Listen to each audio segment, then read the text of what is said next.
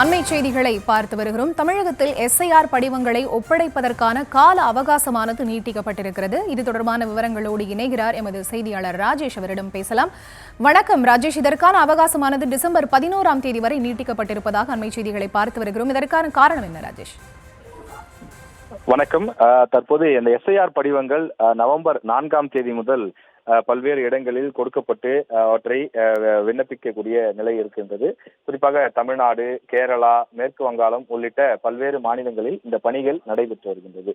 இதற்கு தமிழ்நாடு, மேற்கு வங்கம் உள்ளிட்ட பல மாநிலங்களிலே கடுமையான எதிர்ப்புகள் ஒருபுறம் இருந்தாலும் கூட அதனை தாண்டி இந்த பணிகள் துரிதமாக நடைபெற்றுக் கொண்டிருக்கிறது. டிசம்பர் 4ஆம் தேதிக்குள் பூர்த்தி செய்யப்பட்ட விண்ணப்பங்களை சம்பந்தப்பட்ட பிஎல்ஓக்களிடம் ஒப்படைக்க வேண்டும். அவர்கள் அந்த பணிகளை டிசம்பர் 4ஆம் தேதிக்குள் பதிவேற்றம் செய்திட வேண்டும் என்று தேர்தல் ஆணையத்தின் மூலம் அறிவுறுத்தப்பட்டிருந்தது. இந்த நிலையிலே தற்போது அதிலிருந்து சில நாட்கள் நீட்டிக்கப்பட்டிருக்கிறது. அதாவது டிசம்பர் 4 என்பதற்கு பதிலாக டிசம்பர் 11ஆம் தேதி வரை கால நீட்டிப்பு வழங்கப்படுவதாக சொல்லப்பட்டிருக்கிறது. அதற்கு காரணம் தற்போது தமிழகத்தில் வடகிழக்கு பருவமழை இருக்கின்றது. இதன் காரணமாக மழை உள்ளிட்ட அந்த மீட்பு பணிகளை செய்ய வேண்டியது வருவாய்த்துறையினர் தான் செய்ய வேண்டிய தேவை இருக்கிறது. வருவாய்த்துறை மட்டுமில்லாமல் மின்சாரத்துறை உள்ளிட்ட பல்வேறு துறை சார்ந்த அதிகாரிகளும் கூட்டு நடவடிக்கையாக இதில் ஈடுபடுகிறார்கள்.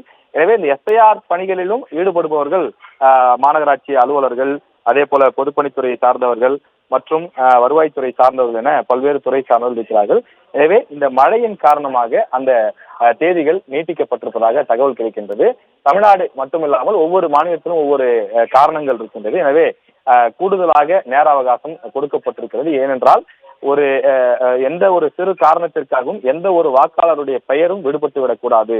பூர்த்தி செய்த அனைத்து விண்ணப்பங்களும் சரியாக தேர்தல் ஆணையத்திற்கு வந்து சேர்ந்துவிட வேண்டும் என்ற நல்லெண்ண அடிப்படையிலே இந்த தேதி நீட்டிப்பு வழங்கப்பட்டிருப்பதாக அதிகாரிகள் தெரிவித்திருக்கிறார்கள்.